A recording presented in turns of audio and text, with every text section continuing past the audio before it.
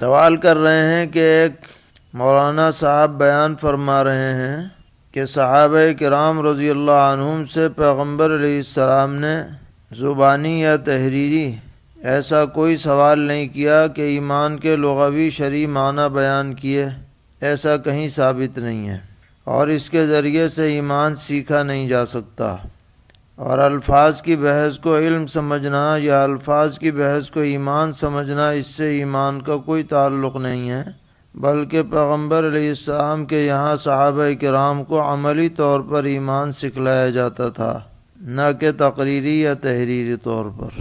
تو اس طرح سے بیان کرنا کہاں تک صحیح ہے، اور کیا ایمان کی تعلیم کے لیے مدارس وغیرہ میں جو امتحانات کا سلسلہ جاری ہے زبانی یا تحریری، یہ شرعاً صحیح ہے یا نہیں؟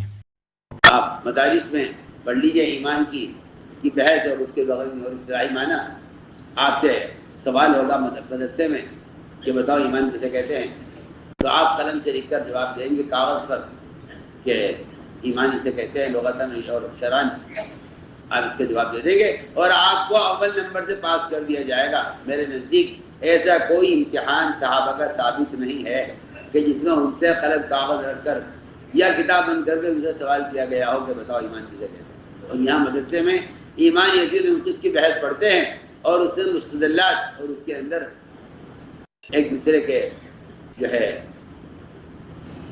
بحث کو بیان کر کے سمجھتے ہیں کہ ہم ایمان میں کامیاب ہو گئے ہیں، اور ایمان کے سوال میں میرا پرچہ سوال کا بڑا اچھا بنا ہے، حالانکہ اس کو صاف لکھا ہے علماء نے کہ اس کا ایمان سے کوئی تعلق نہیں ہے۔ صاف اب الفاظ کی بحث کو علم سمجھنا، الفاظ کی بحث کو اور الفاظ کے بیان کرنے کو ایمان سمجھنا، اس سے ایمان کا کوئی تعلق نہیں، اس سے ایمان کا مجھے کوئی ثابت کر دے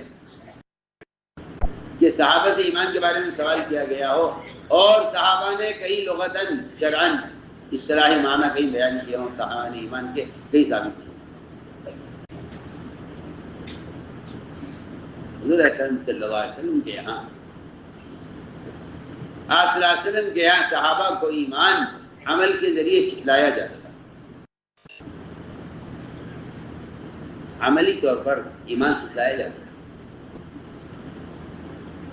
عجیب بات ہے، ایمان عملی طور پر سکھلایا جاتا تھا اور پھر اس ایمان کا عملی امتحان ہوتا تھا، نہ تقریری امتحان ہوتا تھا نہ تحریری ہوتا تھا، کچھ نہیں۔ مدارس میں تقریری تحریری ایمان کا، میں تو بے تکلف آپ کو کہہ رہا ہوں، مدارس میں تقریری تحریری ایمان کا کوئی تعلق صحابہ کرام کے زمانے کے امتحان سے، اور قرآن کی آیات اور احادیث بتا رہی ہیں کہ کہیں ثابت نہیں ہے کہ تقریری یا تحریری امتحان کہیں ہوا ہو، کہیں ثابت نہیں۔ میں آپ کو بہت ہی بنیادی بات کرتا ہوں، میں اور آپ ایمان کا تقریری جواب دے کر سمجھتے ہیں کہ ہم نے صحیح جواب دیا ہے اور یہ ہمارا ایمان ہے، حالانکہ ایمان کا تحریر سے، تقریر سے، الفاظ سے، بیان سے ایمان کا کوئی قطعاً دور کا بھی کوئی رشتہ نہیں ہے، کوئی تعلق نہیں۔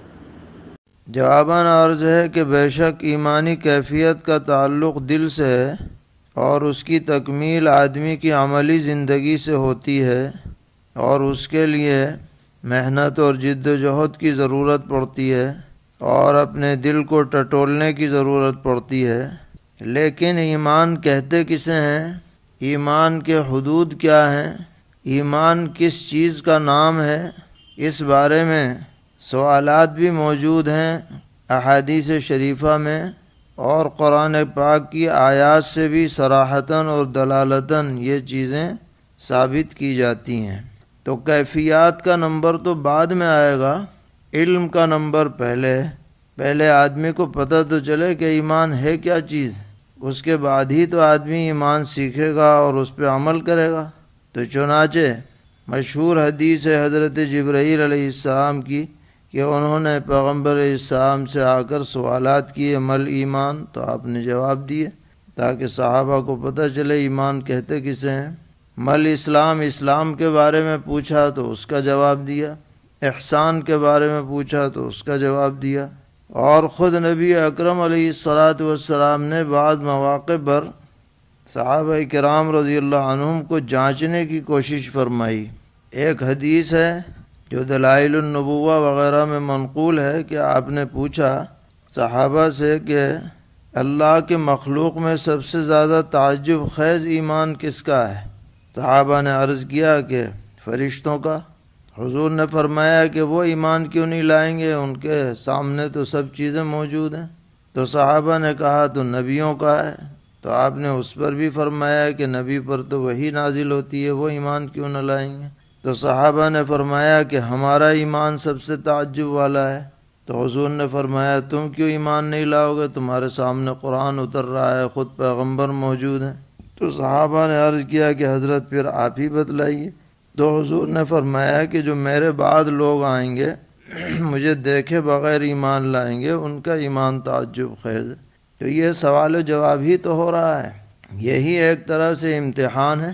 اور مدارس میں جو امتحانات کا سلسلہ ہے اس کے ثبوت کے لیے اس طرح کا حضور کا صحابہ سے سوال کرنا اتنی دلیل کافی ہے، اس کو غیر ثابت کیسے کہا جا سکتا ہے؟ اسی طرح صحیح حدیث بخاری شریف میں کئی جگہ موجود ہے۔ سیدنا حضرت عبداللہ ابن عمر رضی اللہ عنہما فرماتے ہیں کہ پیغمبر علیہ السلام نے ارشاد فرمایا کہ ان من الشجرۃ شجرا لا يسقط ورقها، کہ ایک درخت ہے کہ جس کے پتے نہیں ٹوٹتے، اور وہ مسلمان کی مثال ہے۔ فحدثونی ما ہی، بتاؤ وہ کون سا درخت؟ یہ سوال ہوا۔ سب صحابہ جو مجلس میں موجود ہیں ان سے پوچھا جا رہا ہے، گویا امتحان لیا جا رہا ہے۔ تو صحابہ مختلف درختوں کے بارے میں غور کرنے لگے کہ کون سا ہو سکتا ہے، جنگل میں جو درخت پائے جاتے ہیں۔ حضرت ابن عمر فرماتے ہیں کہ میں اگرچہ بچپن تھا میرا، میں چھوٹا تھا، لیکن میرے دل میں خیال آیا کہ یہ شاید حضور جس درخت کے بارے میں پوچھ رہے ہیں وہ کھجور کا درخت ہے، جو اپنی نافعیت میں، نفع بخش ہونے میں ایک مسلمان کی مثال بن سکتا ہے۔ لیکن شرم آئی کہ بڑے بڑے لوگ موجود ہیں، میں کیا جواب دوں؟ پھر صحابہ نے حضور ہی سے پوچھا کہ حضرت آپ ہی بتائیں، تو آپ نے بھی یہی کھجور کے درخت کے بارے میں بتلایا۔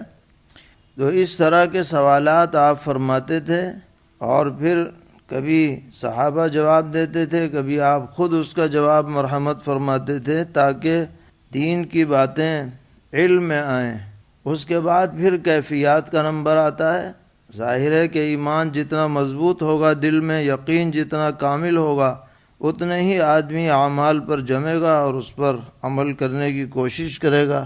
تو ایسی تعبیر بیان میں اختیار کرنا جو غلو پر مبنی ہو، خواہ مخواہ کی بحث چھیڑنے والی ہو، اور جس کی وجہ سے جو دیگر دین کی محنت کرنے والے حضرات ہیں ان کی محنتوں کی ناقدری ثابت ہوتی ہو، یہ بات ہرگز مناسب نہیں ہے، اور یہ اس طرح کی گفتگو فتنہ انگیزی کا سبب بنتی ہے۔ نہ تو ایسی باتیں بیان کرنی چاہیے، نہ ان باتوں کو نقل کرنا چاہیے۔ جو علماء نے بحثیں لکھی ہیں کتابوں میں ایمان کے سلسلے میں، وہ بنیادی بحثیں ہیں، قیمتی ہیں، امت کے لیے نفع بخش ہیں۔ انہی کو سامنے رکھ کر کے تو پھر اگلی باتیں کہی جاتی ہیں کہ ان چیزوں پر ایمان لانا ہے اور ان کو اپنے دل کے اندر جمانا ہے۔ ان میں کوئی ٹکراؤ نہیں ہے، اور یہ کوئی بات بھی غیر ثابت نہیں ہے، اس کا ثبوت موجود ہے۔